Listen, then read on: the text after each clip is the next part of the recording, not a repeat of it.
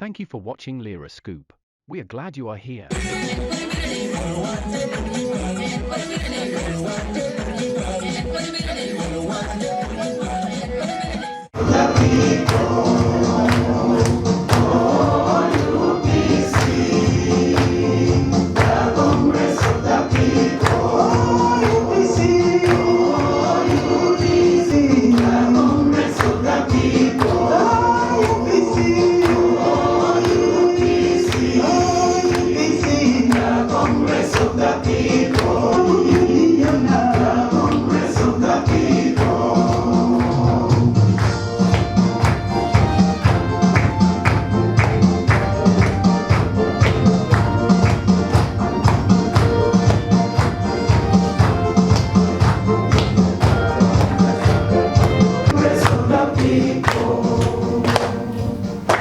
Let me start by thanking all of you who have come to join us physically and those online. As Congress, we have gone through some difficult times, but seeing all of you gives me the strength and assurance that we're in it for the long haul. Whatever is coming our way, we are ready to battle, we're ready to keep moving. And I thank all of you for picking up the Congress flag and for carrying it in this general election. We have a major task as Congress. We have to bring soberness and direction to the politics of Uganda. And the circumstances under which we do so are not normal. Right now, I should have been a flag bearer on a Congress ticket, carrying a message forward. But up to this point, I am still in limbo, and therefore I've had to make do in giving something to my candidates as we go into the campaign while I'm still in the waiting room to join you in the campaign. But rest assured, I will be with you every step of the way. When these campaigns of yours begin, I'm going to be on board on your campaigns, not yet begun. Now, the fact that we're in Lira, and only recently, the President of the Republic and a flag bearer for the National Resistance Movement has been in this sub-region, has also been to Teso. I thought, let me start on something which is relevant and touches on what is taking place now. When the President came up with these 5 animals per household, for Lango, Teso, and Acholi, I was one of those who decided to interrogate it thoroughly. I have had experience with this president, I've had experience with this government. There are many statements or policies which are made, but there's never any intention to follow through or to make it come into reality. So I decided, let me look at this thing in detail. 5 cattle per household. And this is where the President is trying to get out of paying a compensation for losses which took place. In the Acholi sub-region, according to the UPC census of 2024, you have 579,000 households. In Lango, the same household census, we have 566,000 households. And for Teso, we have 490,000 households. This is the official figures from the 2024 census, which makes a total of 1,630,000 households, covering Lango, Teso, and Acholi. So when the President says they are now going to do restocking of 5 animals per household, what he was fearing, the totals which were slightly under 6 trillion, this total now exceeds 8 million heads of animals, which when you quantify using a conservative figure of maybe 1.5 million, that comes to 2.4 trillion per year for the next 5 years. In short, the president has again promised the people of Lango, Teso, and Acholi air. The other area where it is impossible to fulfill this promise, the livestock census of 2021 has the total cattle population of Uganda at 14.5 million. Now from 14.5 million, you are supposed to get 8.13 million for Lango, Teso, and Acholi. How is it possible? That 8 million represents over 56%. How are you going to bring it about? Where are you getting these animals from? And this, you people who are going to be campaigning, we must capitalize on this issue. We have been taken around cattle compensation. When did this cattle get lost? 1987. When the president was here, he was saying, in war, you don't know what happened, but anyway, we're going to see what we're going to do. In war, we know what happened. We were put in camps, many of our people were killed, men and women were violated. That was the legacy. The wealth of a community. Cattle is not just an animal. In our societies, cattle represents a lot more than an animal. Cattle were the foundation of the economic system, the banking system. Cattle were the social glue. Do you get married without cattle? If you have a school fees problem and you have cattle, does that problem remain? You have a medical problem and you have cattle, can you not deal with that problem? Now you must quantify and look at what is the loss which has affected this part of Uganda. Most times it is played down. Oh, you lost animals. But when you quantify, the president's promise comes to trillions. That is the extent of loss which this sub-region has faced. I am telling and I'm asking my Congress members, be bold, be direct. Speak the truth to power. We are not going to continue on this merry-go-round, round, and nothing is ever done. Ours today is to make sure that the next generation of people from this sub-region have an opportunity to enjoy Uganda. They should not be second-class citizens. They should not be begging. This was their birthright. This is their country. We must work hard to ensure that they are not second-class citizens in Uganda. This playing around, as far as I'm concerned, has gone on for too long. We cannot accept these lies. Every election we come up with a lie. Every election we come up with a lie. Now, where does the president expect to get these 8 million cattle to restore? For me, he was running away from a problem. And the first problem came about, the promise of compensation was given, but there was no intent to pay. So there was token. In the budget, you get 150 billion. In release, you may get 70 billion release.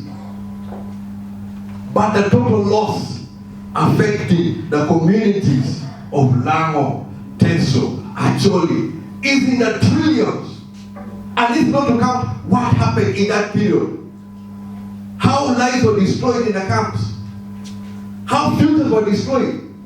People who could have been successful contributing in this country, their lives were being disorganized because of the loss of animals, where the president does not know how it happened, why it happened, or when it happened.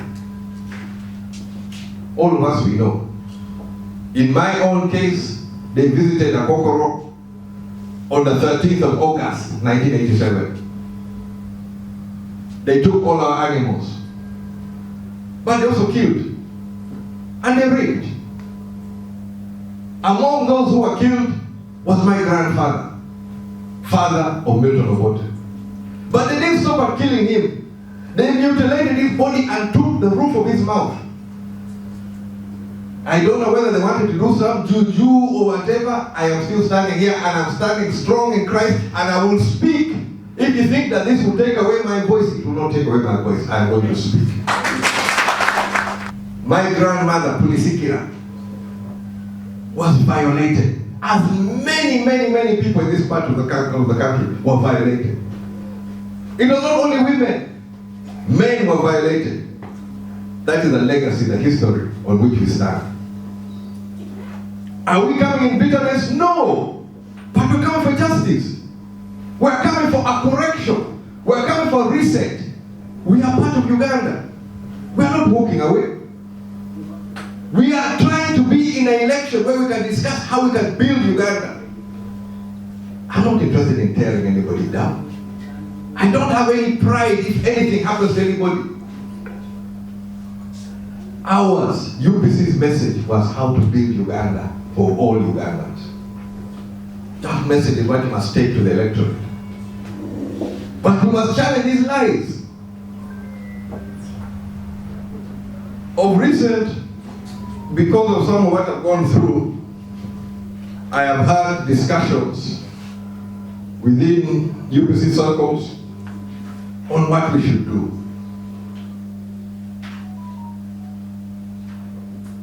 Personally, I am not broken, I am not coward, I am not changed in any way. In fact, I am more committed that the path I was on was a correct path, and that is why there are those who are uncomfortable with me moving ahead on that path. But this is our time today. I'm alive today. I'm aware of the problems of today. Don't tell me about 2031. 2031 will come. But right now we're dealing with 2026. For 2026, I will be leading from the front. Whether they want me on the ballot or not, I am going to be leading all of you in this campaign up to the end. For me, I'm ready for change. I'm ready for better Uganda. But of late, we've had players who are not playing by the normal political etiquette or political rules in a democratic process. Some of us are being threatened. We have colleagues who are being jailed. I've told my team I am ready for whatever you throw at me.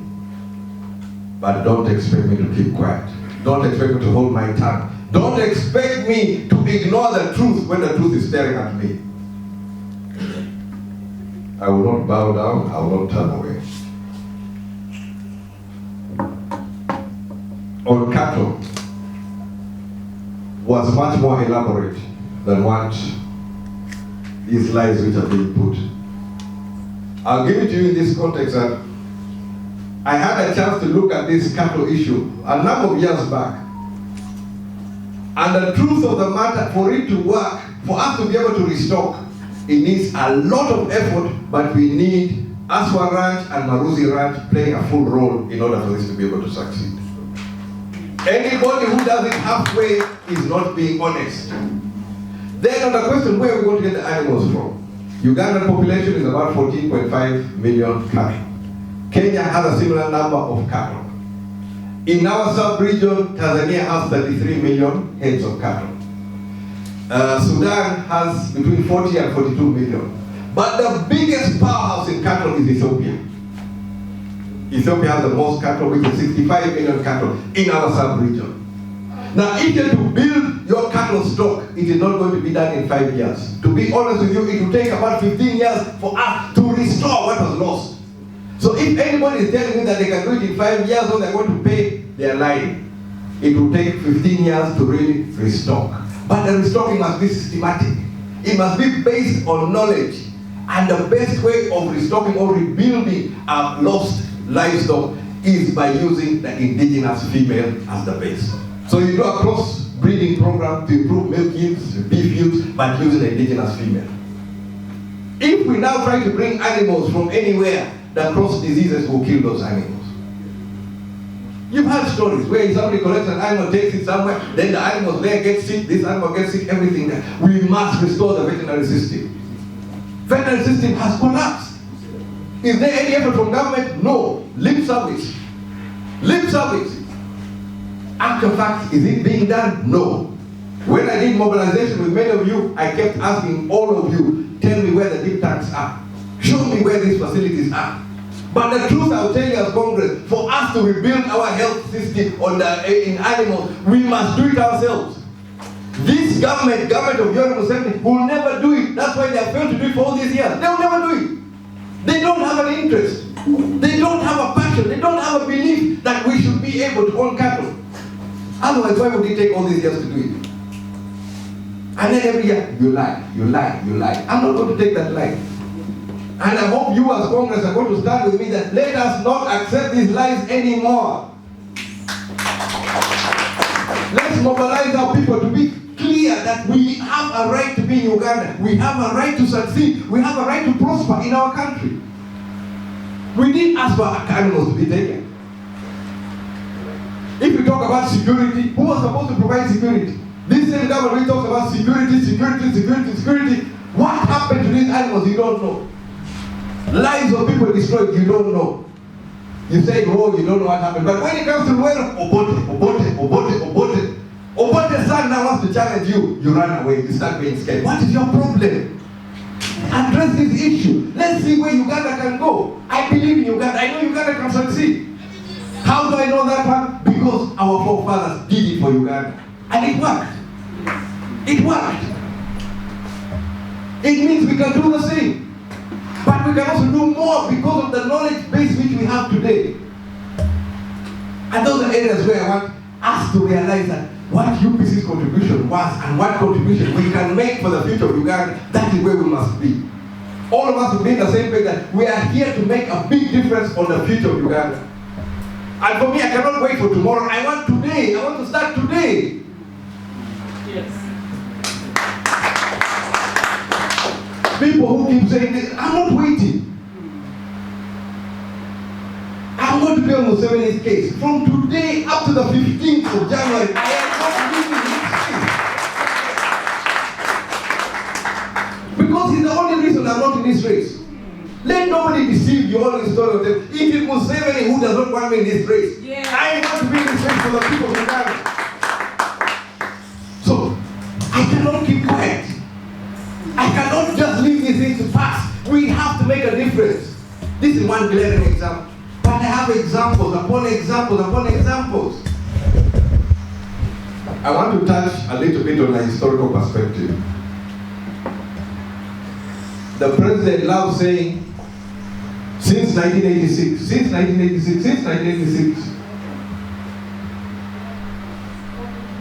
I have taken him to task on many of these things since 1986. In 1986, when they came to power, they had no economic program for Uganda. Let anybody prove me wrong. And this was put direct to themselves. They didn't have. They took the UPC program. Word for word. President Yoweri was now telling us we should thank him for this road. The road from Rekunye, through Apache, Lira, to Kipu. But that road was surveyed and costed before they even came out of the bush.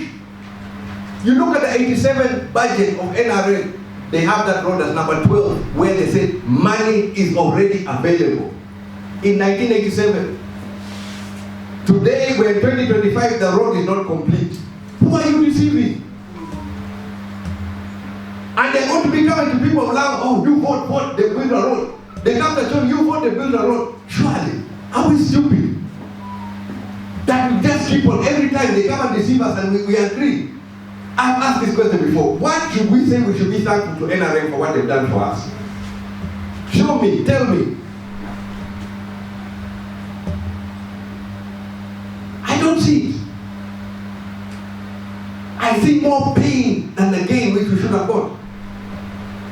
And an election is a time where you can set the record straight. This is the time when we bring up ideas. We bring up how is Uganda supposed to work. We debate it. Now, how many of you would pay for a debate between Akena and Museveni?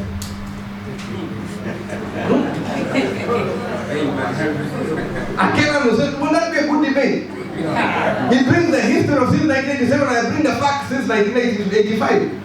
I'll bring the facts. What chance will I have to debate Museveni where the whole public can be able to see, okay, who is the one telling the truth? Where I know he's a liar. The great one. I can say it. Yes. Because I'm standing on the truth. I can call him a liar because I know he has lied.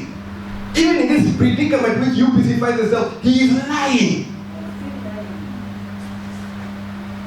But we have to take him to task. I am relying on a God who is truth. Yes. There are some people who are half-baked about them, but I know there is God who is truth. Yes. And then even if you are president, there's nothing. Even if you are president, the truth goes above a president. Yes. If you are human, truth.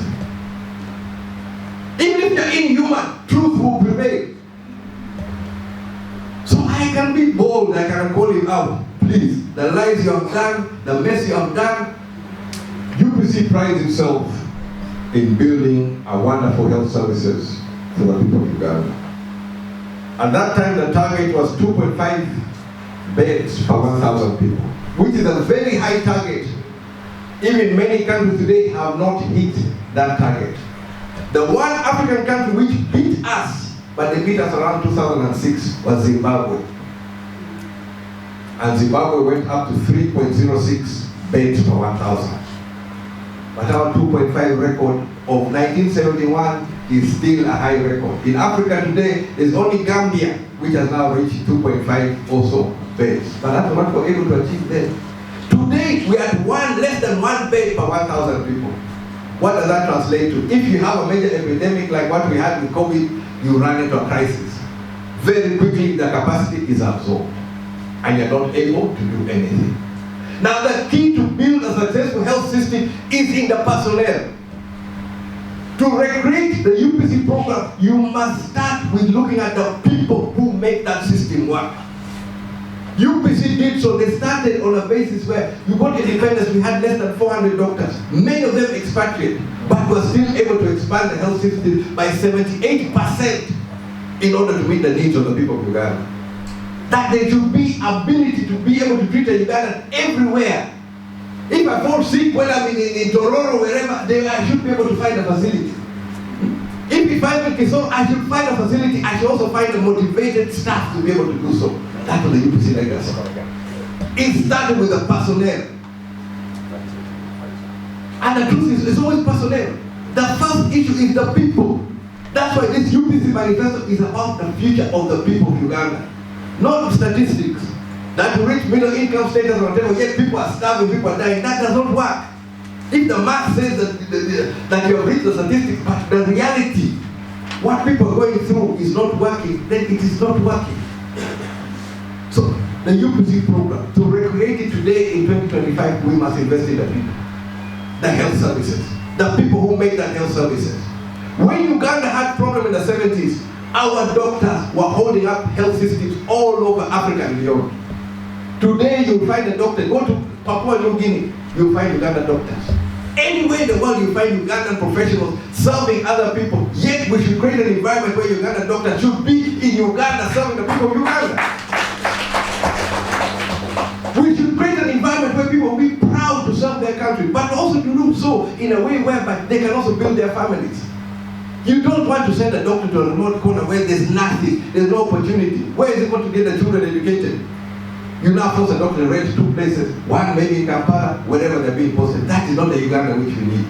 The Uganda which UPC staff is the Uganda which works for every Ugandan everywhere. So when we talk as long as UPC everywhere, UPC everybody, it is very well calculated that anywhere in Uganda, you should be able to access these services. What is the problem today? Every now and then you get doctors striking, doctors. They are not valued. For COVID, we imported a lot of equipment. There's equipment which is just boxed. We don't have the personnel. The HDU nurses, intensive care nurses, the intensive care team, they are limited. But if you had that team trained, even if you have a pandemic today, importing the equipment is very easy. From China, you can bring it in one day. But how long does it take you to train a dedicated Uganda to serve the people of Uganda? It takes a lifetime. And there's so much which has been invested in there, and that is something which people don't recognize. And how they don't recognize it, you see it in the teachers. Teachers have played a vital role in all of us here. Can you think anybody will be here without a teacher? No. Now we discriminate against the teachers. We send them in places where we do not provide for them. And we expect them to create the next generation which is going to take Uganda forward. Are we being mad? You're not investing, you're not building on it, and yet you expect the result. That will never happen. For Uganda to thrive, we must realize that it's the people, the children, who must invest in. We must be able to create an environment where the children can thrive and be able to achieve more than they've ever achieved. That is the art of parenting. I don't know if there's any parent here who does not want your child to do better than you did. That is life. You want to invest in your child so that the child can move forward. We must be investing in Uganda so that Uganda moves forward. We can be proud of Uganda. Am I proud of this Uganda which NRM have given us? Definitely not. I see the potential, I see the ability, but I don't see the interest to do so. That interest must come from UPC. Yes. And that's why I'm addressing you as UPC candidates. Let them, whatever they do, let you be the spark which gives the difference. Let you be the voice which sounds for the people of Uganda, which shouts for the teachers, shouts for the doctors. It's our duty, our responsibility. We are alive today. This is our time now. We must be heard. If you wait till tomorrow, then what are we going to say? You had your chance and you didn't do anything? No. I must make a difference today. And that is why I'm not walking away on this issue of the whatever games they're playing, or whatever personal issue which they try to put on me. Whatever pain they put me through, I am not backing down. I'm not. I cannot. If I do, who's going to speak for the people of Uganda? It's us. We have to speak to the people of Uganda, and we have to speak today, not tomorrow. Let us be active in this thing. Let us claim. Let's claim our right to play our role in the Uganda of today, so that we can shape tomorrow.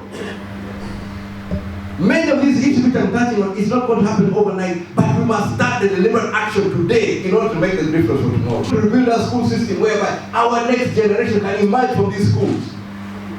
How do we invest in the next generation? Give them the right skills and knowledge to be effective, to be productive, to be able to thrive. That is the task, and that, all of that I've tried to put as much of it in the manifesto. It is in the manifesto. Approaches which have worked, approaches which will address today's problem. But the central thing for a congressman is that UPC, if it does not work for the people, it is not working. First, it is central. I'll give you an example. Many here are around the lake communities. The president today is happy. During the State of the Nation, I was there. He said now he's happy. The 9 factories, he's able to meet the leaders. They're now exporting fish.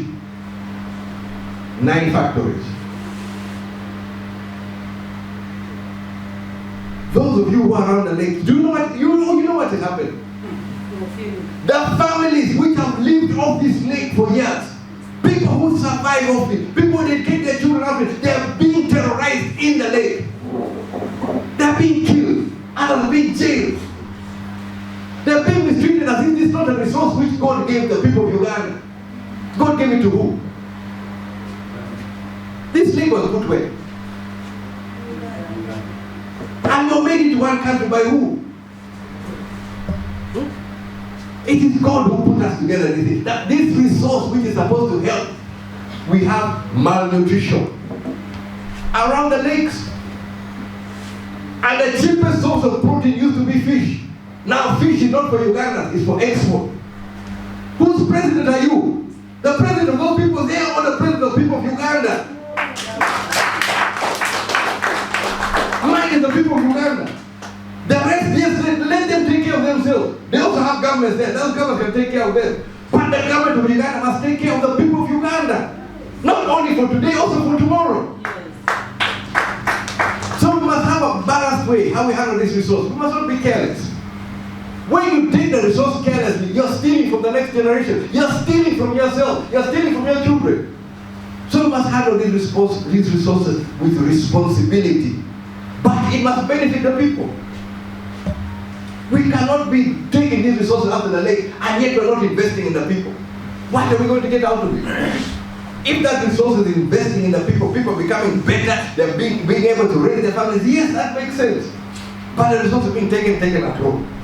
Access to the lake is being denied, it's being given to those who have resources. But those who have lived off this resource, what are they supposed to do? I, as Akena and UPC, we must not be quiet. You must speak for these people. Yes. We cannot be mistreated in our land. We cannot be denied a future for our children. This one I cannot accept. I need to go to speaking truth to power. I'll speak the truth. I'm not going to mince my words. What you're doing is wrong. Whether you want it in whatever language, what you're doing is wrong. You're not doing it for the people. The prophets you talk about, who benefits from those profits? Not the people. We need a change. The change UPC talk about is a qualitative change which benefits the citizens of Uganda. That's my only problem. Citizens of Uganda, if they benefit, well and good. Today, I've seen politicians helping mothers to deliver. We should be rejoicing as a country when we're having a child born because that is the future. But these children are being born in crisis, in facilities without medicines. This is not the Uganda I live for. I want to live for Uganda where we'll be celebrating when a child is being born because we're ready for that child. We're ready to see that child. We're ready to raise that child. We're ready to see that child is able to perform and reach further. That's the Uganda which we must fight for as UPC. That is what is in our manifesto.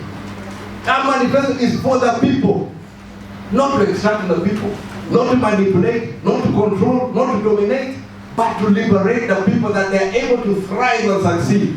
That's the UPC I'm fighting for. And that's the UPC which they don't want me on the ballot because what we talk about injures them. They're there to steal.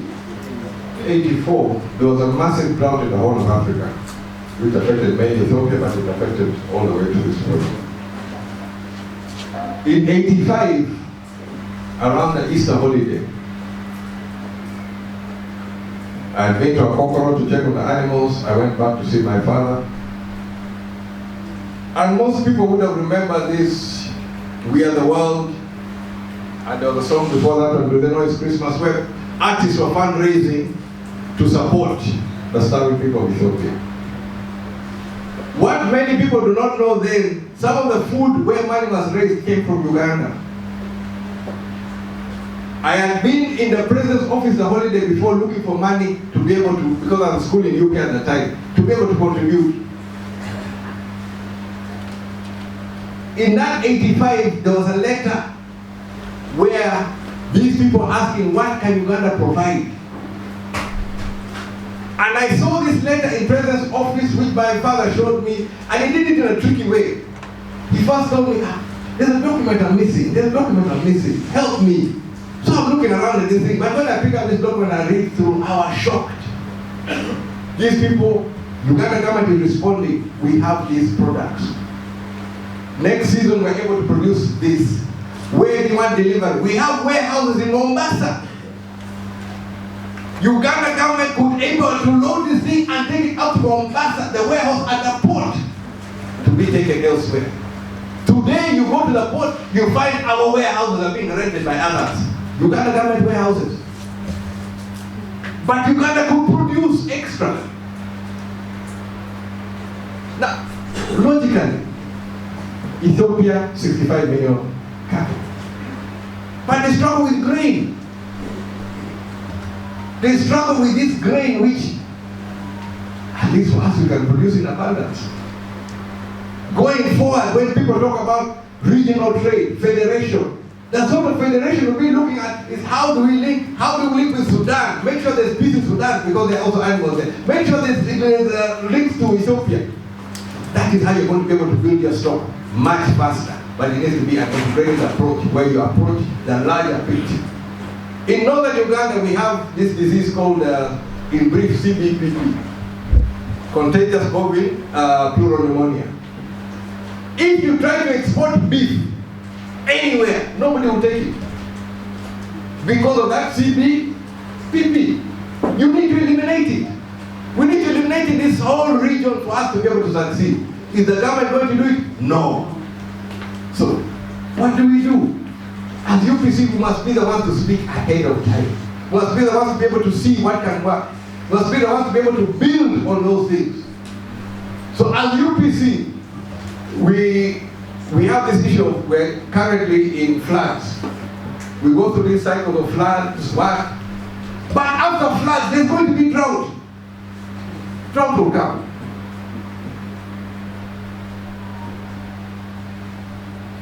We're going to get floods, we're going to get drought. If we get a drought like what we had in 1984 today,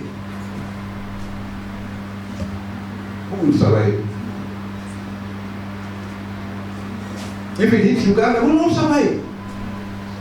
So in my manifesto, we have the building up of a strategic stock to last us up to 7 years. But that strategic stock is also built on the basis of how to stabilize prices. Bank of Uganda is constantly buying and selling dollars to stabilize the dollar rate. The farmer who's growing maize, beginning of the season price is high, end of the season price collapses, we do not protect the farmer. The farmers growing cereals need to be protected. The same way if you have a stock, the way you release and you buy, you can maintain the price and you can build a buffer stock. Uganda must have a buffer stock which can last a number of years. And when we put ourselves in a position where we're controlling the grain market, you're controlling the regional market. To build people's lives. I don't know how to kill. It's not my job to kill.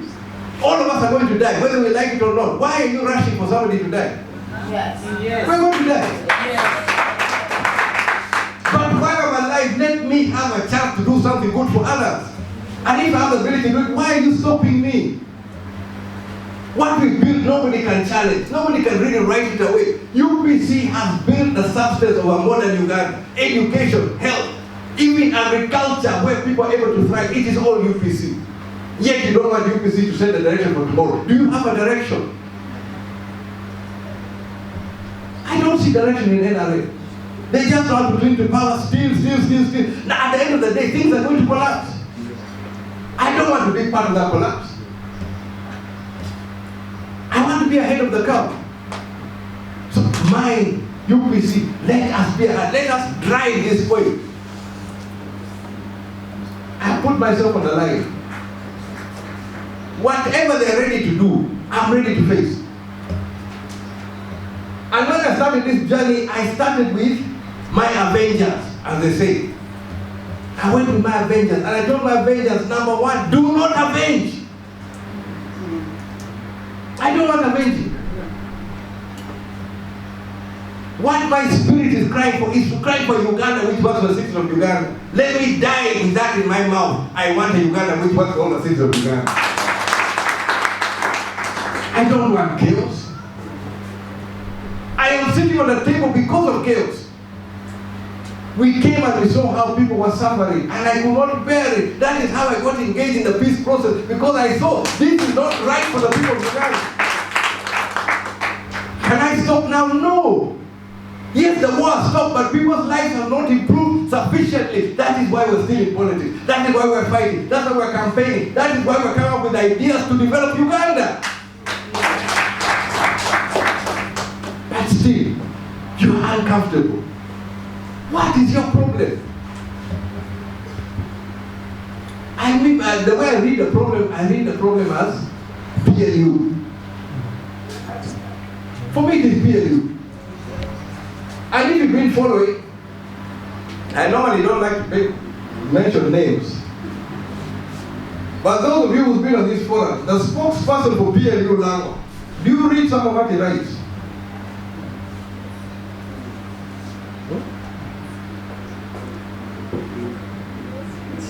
Oyite. You Because my name was Oyite Emmanuel. Some of what he writes has alarmed me. He argued that Obote in 1980 should have stepped aside and left somebody else to lead. In 1980, Obote was locked out. Kampala fell in 79 April. Obote did not step foot in Uganda until end of May of 1980. People on the ground moving, preparing. Those of you who are in politics, and you find this time and time again, there are politicians who are sitting back, they leave an assistant on the ground. When they wake up, the assistant has taken the constituency. It happens all the time. Now, you somebody in power, you're in Tanzania. And they say, no, Obote came with ideas to lift Uganda. There was a crisis, 1979, 80. The economy had collapsed. The only idea which lifted Uganda was Obote's idea. Museveni was ready for the bush. Museveni wanted to go for the bush. But this one, Oyite, he keeps saying, Obote should have stood aside. Left it for who? Museveni has been here for 40 years. Has he solved the problems? No. Each time he's blaming, oh no, I didn't know that. All these people, everybody is going to blame. This cattle guy is looking for people to blame. He has failed to do it, next he's going to say, oh, these people. You cannot do it. If you can't, please, just move. Yes.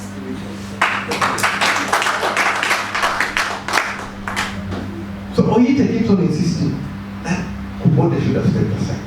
Oyite argues that Pulisikira, Obote's mother, but Pulisikira was violated because Obote did not leave politics. What do you want to do to my people? Because I am not living politics. What do you want to do to them? This people, I don't understand what they're doing. Why? I'm angry, I'm bitter. Now you want to make me worse. For what? You want things to get things to start getting worse. I'm not going that way. I am told to talk. What do you do? I'm going to talk about the Uganda which works for Uganda.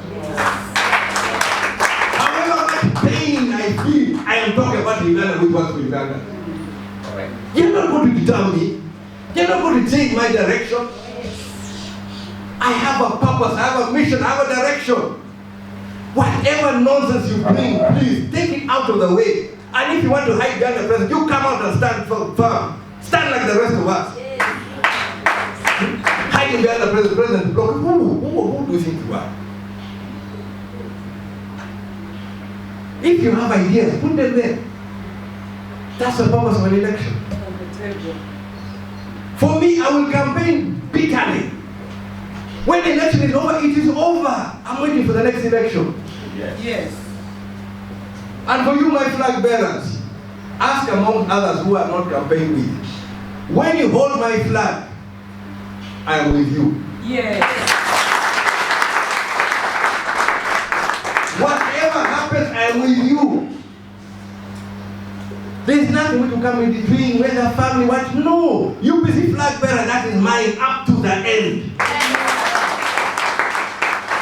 So I cannot abandon the UPC flag bearer, I cannot abandon the UPC message. The only way you stop me is you put me in the ground. And until you do so, I will keep talking, I'll keep moving, I'll keep on your case. Uganda must work for Ugandans. Yes. That is all. That's the minimum issue. But why? Why are we doing this for Uganda? I believe in Uganda. Like I said before, I'm always Team Uganda. Number one, I'm Team Uganda. Yes. When Uganda succeeds, I am happy. I don't know why these people, there are people who seem to be happy when people are struggling.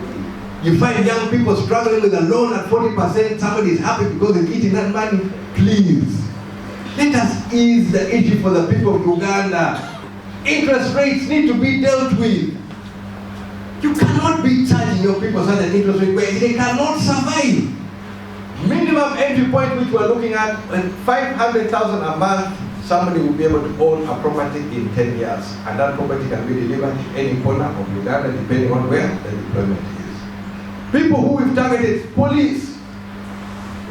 You find police living in You can't even describe it. You find teachers is posted somewhere, there is no place for the teacher to live decently. And it's now the teacher is supposed to carry respect. You have medical officers deposited to some clinic in a remote place, there is no housing. This housing where somebody is able to own is also an asset. The unfortunate thing is that these people platinum will start now charging these people 2.8%, whatever, but still, at least somebody will have an asset. And I'll challenge people, take the idea. If UPC is talking nonsense, you can rubbish it the same as rubbish this cattle thing. But I can tell the people of Uganda, this is a true promise which is workable, it is bankable. And that's one thing about UPC. UPC plans have always been bankable. That's what distinguishes us from other parties. We present a program which is bankable, workable. Not talk, then you come back, you blame somebody else, then you come back another thing. Every time we go through this thing. I don't know, this time we have changed the program of PDM, we're just saying people will add more funding for PDM. Before PDM it was OWC, before OWC it was NAT, before NAT it was, I don't know, and all of this, we keep changing because it's not working. You just keep on just inventing, changing the name. When you change the name, if the substance is wrong, it will not be right. It will never be right. And you as flag bearers, you got the right flag, you got the right party. I ask you, carry that flag proudly, build on, inspire the next generation to continue where you're going to stop. I will do my part as best as I can, but I also promise you, I will not spare the president. So anybody who is saying I should spare the president is not a good. I am also putting it here, those who wanted to vote for me, who has decided to vote for me, who are supporting me, don't think of giving my vote to the president. No.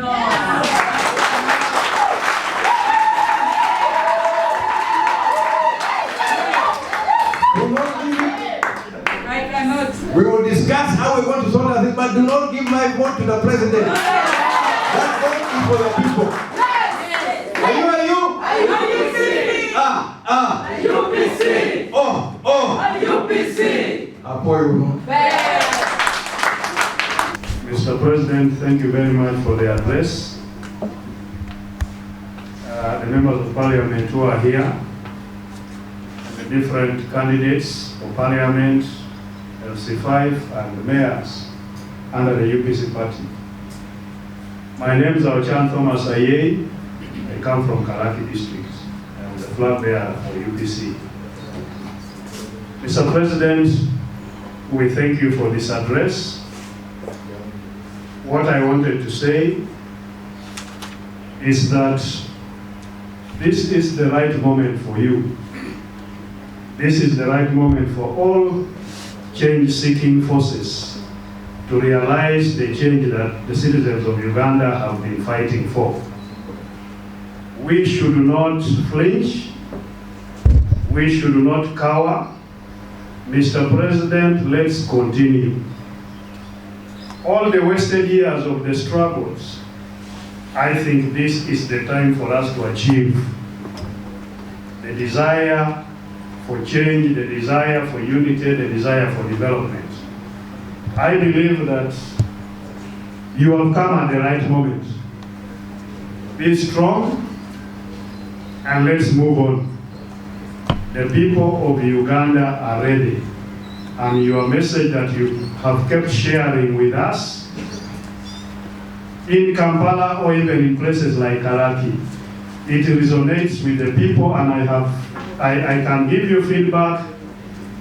If there was an accident that they would have put you on the ballot in Karaki, the UPC was going to trounce the NRM in Karaki. I want to speak for Karaki. So let's keep the struggle on. The only thing that I am foreseeing is that as we move forward, the struggle is going to get tougher. And some of you might find yourselves arrested. We must be ready for that. Yes. The NRM is not interested in the truth. When you speak the truth, you become an enemy. So, Mr. President, be ready for many things. Some of us gave our lives for the struggle a long time ago. As I sit down, I only want to say this, that as much as we can, let the party stand with us. Let the party support us. And when we fall into the hands of these people, let the party come and say, this is my flag bearer, and he or she was fighting for my message. I thank you very much, Mr. President. Thank you very much, Mr. President, for your address.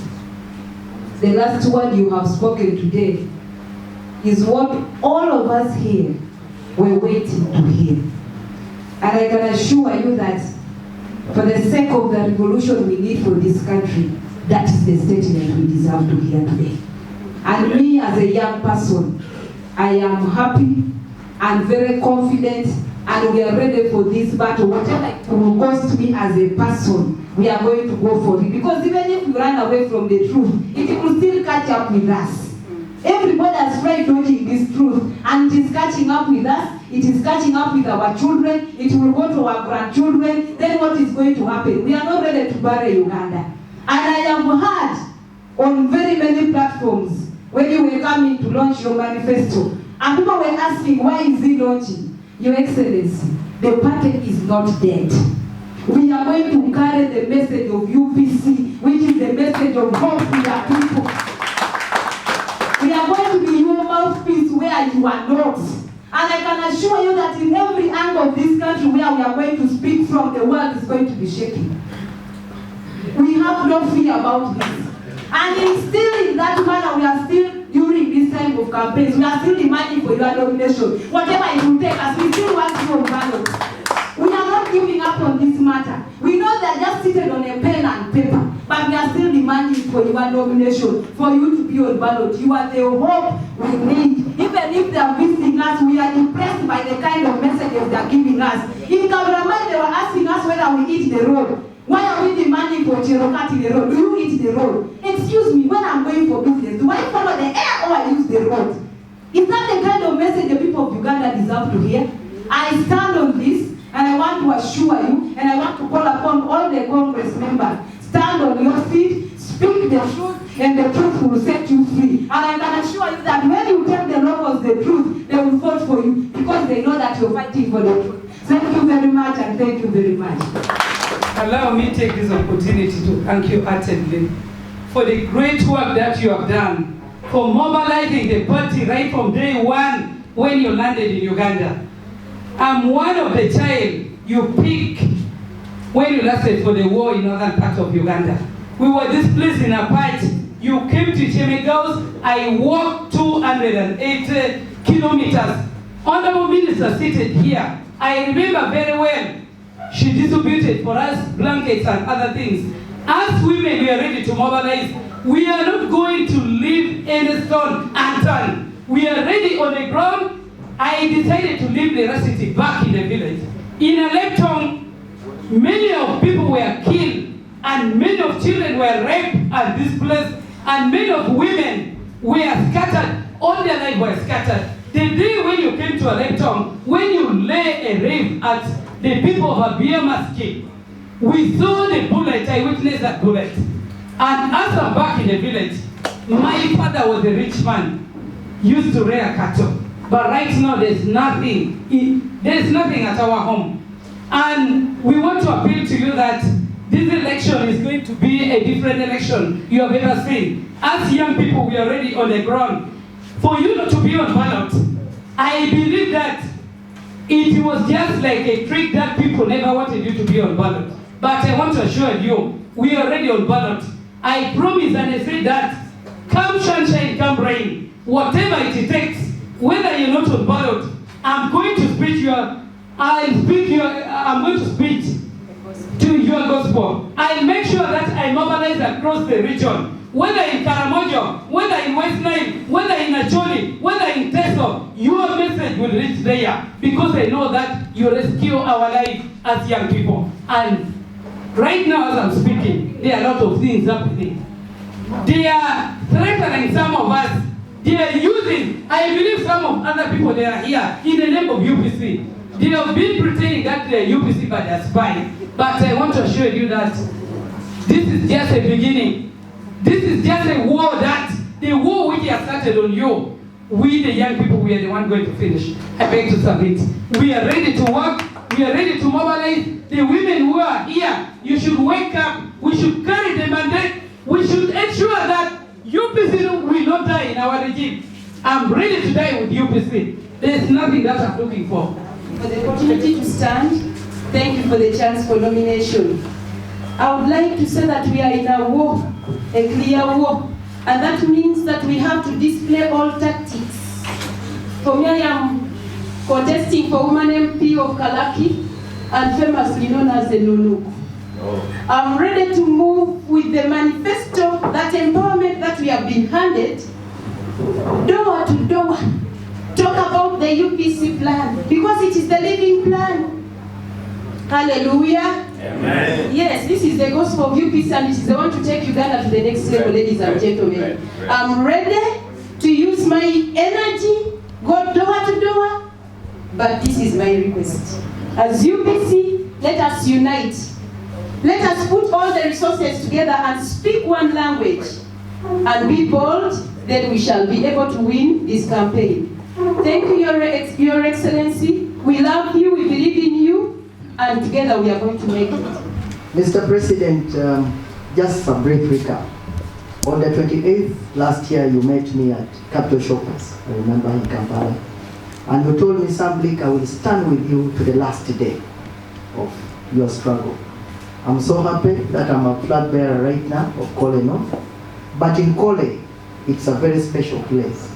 I'm surrounded by the chairperson, Lao Parliamentary Group. I'm surrounded by the secretary, Lao Parliamentary Group. And I'm there, but we are very strong. To make it very worst, all my posters has been defaced. They have removed it all and swept to zero. Now, this is my humble request to you. I want you to come there. I want you to come and help me.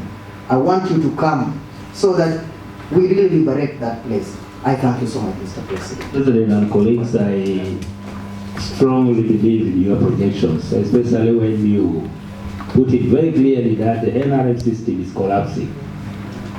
It's taking a collapsing frame, but the leaders keep on trading on lies, intimidation, militarism, and Ugandans to be beggars. I remember I was appearing in any part of Uganda. We used to collect cattle and give and project hospitality, not from his pocket, but now Ugandans are beggars. They just moved to receive a president who is giving envelopes. It was a reverse. I want to project on 3 areas: education, health, and poverty reduction, which has really made NRM appear to be a bankrupt system. Bankruptcy is a situation where you cannot measure to standards. Are you aware that in our primary and secondary schools, especially secondary schools, the English teacher is getting 800, whereas the biology teacher gets 4 million? To private schools where the teachers were striking. It's very, very, in fact, I was, as a level of education, I was crying when the president. The inspirations that you have given to us as the candidates, we want to assure you that as the flag bearers, we are not going to assume you. We are going to fight tooth and nail and ensure that we keep our party moving on because of the idea that resonates with the interests of our people. I have this humble time to make a special appeal to the NRM. If they thought by excluding you on the ballot would be safe for them, I think it is now more dangerous for them. Very dangerous for them, to the extent that if they are realistic, it is not yet late to bring you back on board. How can a president who says leads a country for 40 years fears the idea? I don't understand. We have the generals, but they fear the ideas. Allow UPC to go and sell their ideas and let the people reject it, but don't block it. If you try to block it, I think you are blocking the voice of reason. That at one time will come out and save this country. Thank you. Mr. President, may I have about on the one issue? We want to thank you so much for the address. But my only request to all the governments here is that let us unite and work for UPC. Me, I come from Kalaki, and we have a threat already because we have the minister there. So some of us who are strong in the party and who have been fighting, make sure that we unite. And my only request to the party president is that when we are going to begin campaigns, we are requesting for more of your posters, because more of your posters will actually give us a lot of support. Because we have so many supporters behind there who are asking for your posters. So even if you are not going to be on the ballots, but we are there. And I want to assure you that most of our candidates here are going to go through. I thank you. Yes. Our party president is always reliable. I remember in 2005 when Mr. President came back. By then I was a very young man in primary 3. He went and addressed us in Bala, Stockholm, IDP, currently Lira University.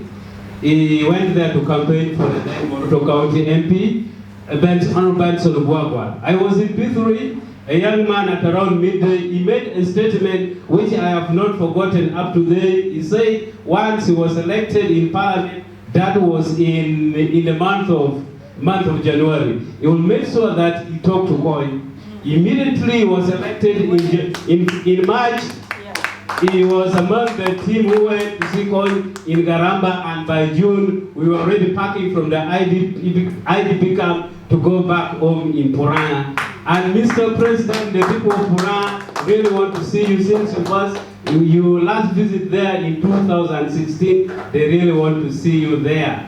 As the flag bearer, I thank you very much, and I call upon our comrades here. Let us rely on the message of our party president. Let us go back with vigor, and we implement what he has told us without fear and favor. I say this for God and my country. Amen.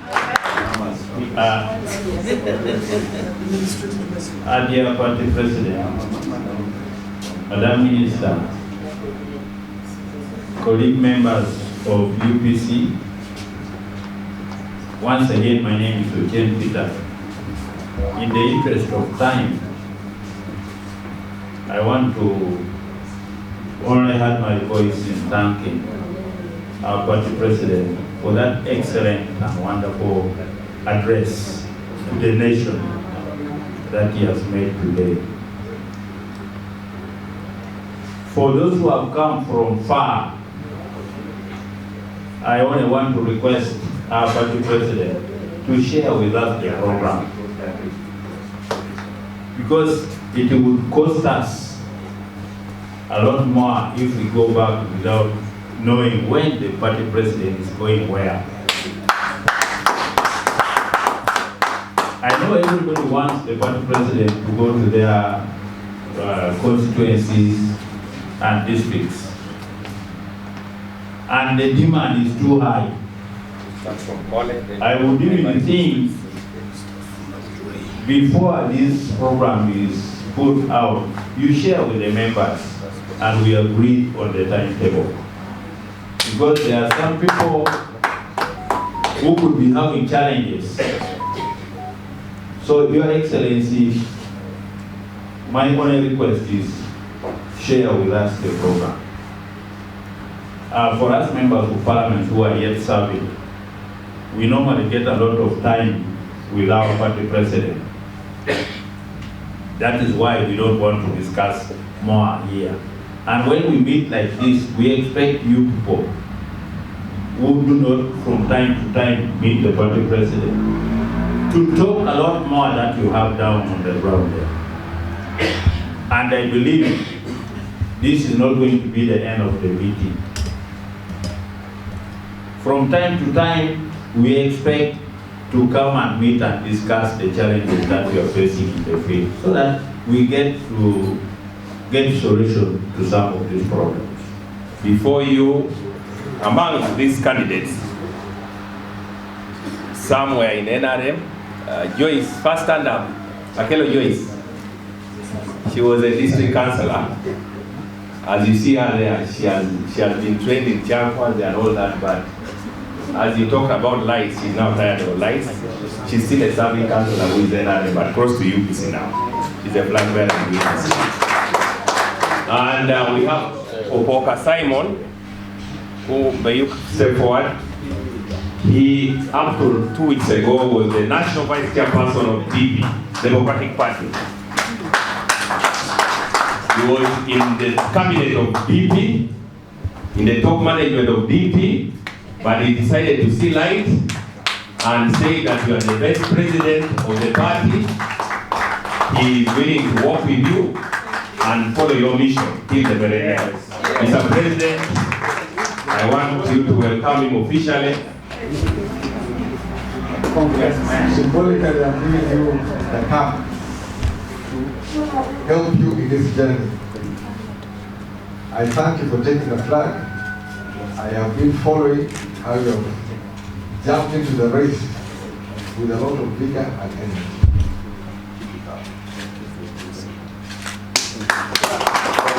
Oh, mama, hey, now UPC, Congress.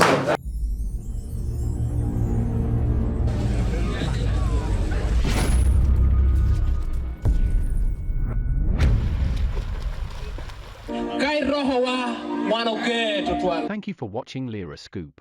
We are glad you are here.